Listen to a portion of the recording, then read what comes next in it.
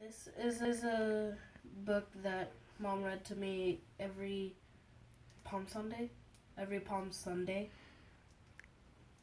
and now I will be reading it to you. The Donkey That No One Could Ride by Anthony DiStefano. This starts with a message. Jesus went on toward Jerusalem. He sent 2 disciples ahead. Go into that village over there, he told them. As you enter it, you will see a young donkey tied there that no one has ever ridden. Untie it and bring it here. So they brought the colt to Jesus and threw their garments over it for him to ride on. As he rode along, the crowd spread out their garments on the road ahead of him. All of his followers began to shout and sing as they walked along, praising God for all the wonderful miracles they had seen. Blessings on the King who comes in the name of the Lord. Peace in heaven and glory in highest heaven. Luke chapter 19, verse 28 to 38. There once was a donkey, young, weak, and small, so weak he could carry nothing at all. Even when the children sat on his hide, he'd wobble and tumble and fall on his side. No matter how much he tried or he cried, this was a donkey that no one could ride.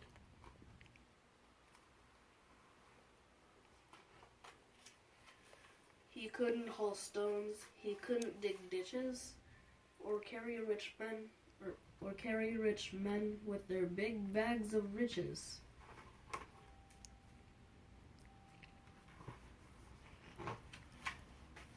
He couldn't pull carts with huge bales of hay. Just lifting a feather would make his legs sway. No, this donkey was useless, no good at all. Too puny, too shaky, too scrawny, too small. Now the donkey's owner was quite mean and tough. He said to the donkey, "I've had quite enough." He pointed his finger and said with a huff, "You can't lift a person, no matter how light.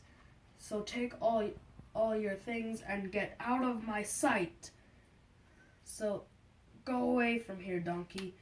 Go away and just hide. What use is a donkey that no one can ride?"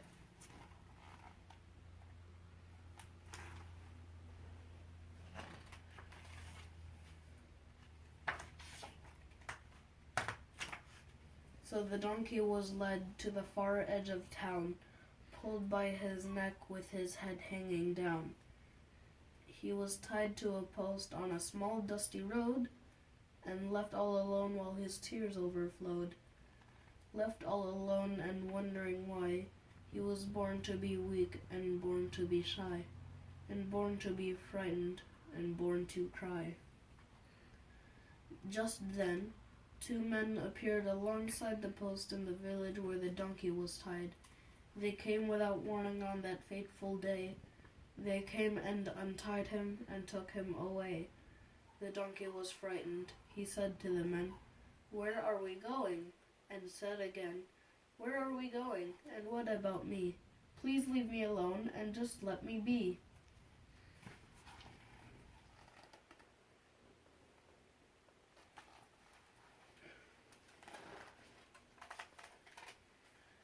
"Keep quiet," the men said. "We mean you no harm. Just follow us quickly. No cause for alarm." They walked on for miles and miles until they got to a town at the foot of a hill. At the foot of the hill stood a man tall and thin, wearing a cloak and a beard on his chin. He had eyes that seemed sad and longish dark hair, and a voice soft and gentle that floated on air. He said to the donkey, "It's time that you knew about the great thing that you're destined to do. You'll carry me into the city, we two. Into the city, I'll ride atop you."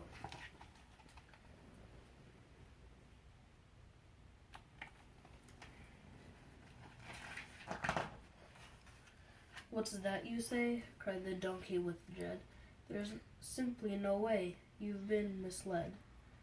I'm just a small weakling. You must go ahead and look for another to take you instead. You see, I'm just hopeless ever since I was born. I've been subject to insults and teasing and scorn. My back's somewhat crooked, my legs aren't strong. I'm just a big failure who does everything wrong. Won't you believe me?" the sad donkey cried. "Just leave me alone and cast me aside. I'm just a poor donkey that no one can ride." The man looked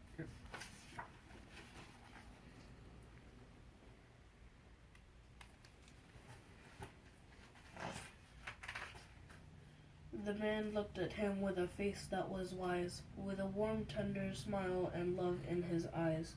And then, in a calm and mysterious way, he opened his mouth and started to say, "My help is enough. It's all that you need. It's all you require in life to succeed. The weaker you are, the more strength that I give. I'll be there I'll be there to help you as long as you live. I know you feel tired and frightened and broken, but do you believe these words that I've spoken? Do you believe, I ask you again? Do you have faith I can heal you, my friend?" Picture.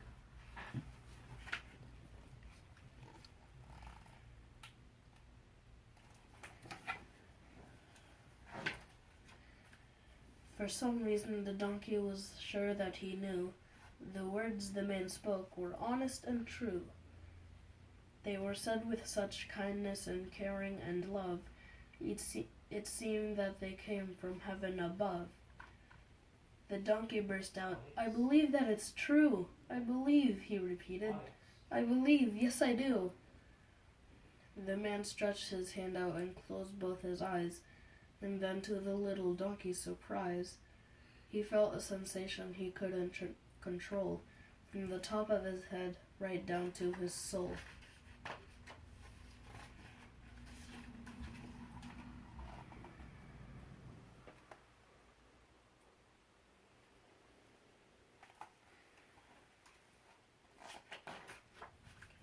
All of a sudden, he realized that now his body was stretching and changing somehow. Most amazing of all, at that very hour, the donkey began to sense he had power. He didn't feel small or weak any longer. Instead, he felt stronger and stronger and stronger. He could feel in his body the energy flowing. He could see with his eyes that his muscles were growing. His back felt like iron. His legs felt like steel. His chest felt so strong, it just couldn't be real.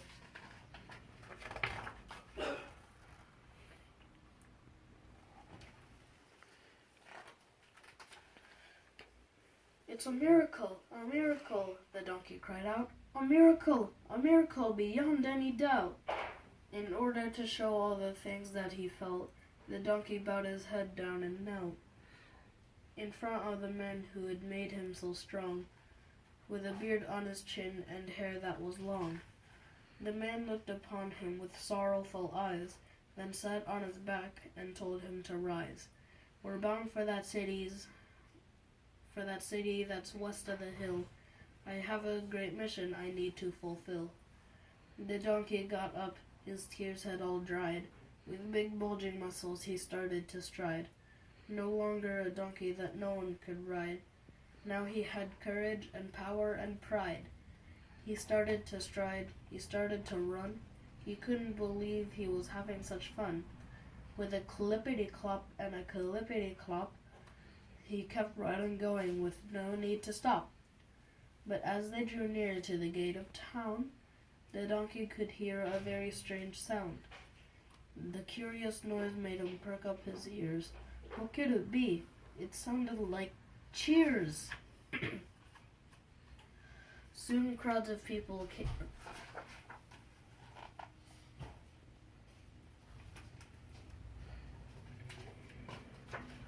Soon crowds of people came into sight, shouting and waving their arms with delight.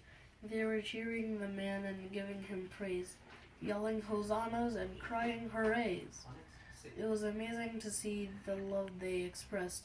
They called him a prophet and said he was blessed.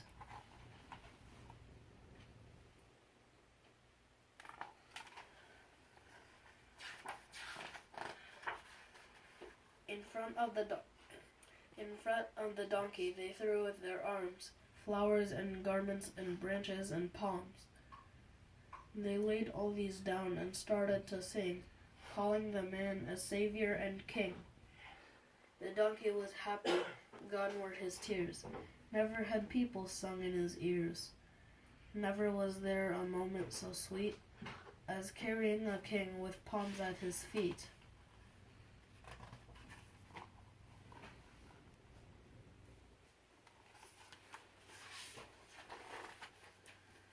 And all his life after, the donkey rejoiced that the king had made such a wonderful choice. To help with the greatest mission of all, the king used a donkey, young, weak, and small. And then here are the 3 crosses from the crucifixion.